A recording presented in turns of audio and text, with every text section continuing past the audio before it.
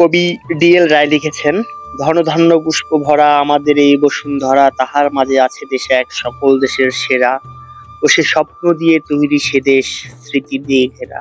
হ্যাঁ, আমি বলছি আমার জন্মভূমির কথা, যেখানে আমার জন্ম হয়েছে। বিশেষ করে আমার গ্রাম, ছোট্ট গ্রাম, বাংলাদেশের একেবারে প্রত্যন্ত অঞ্চলে।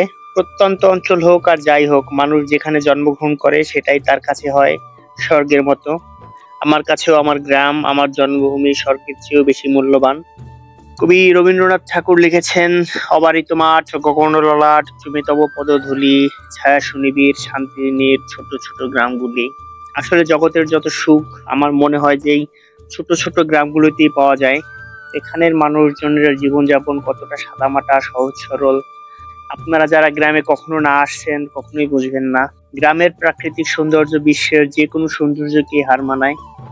এই যে আমাদের গ্রাম, সূর্যমুখী ক্ষেত, ধান ক্ষেত, মাঠ, এগুলোর আসলে একটা আলাদা মায়া আছে, আছে একটা আলাদা টান।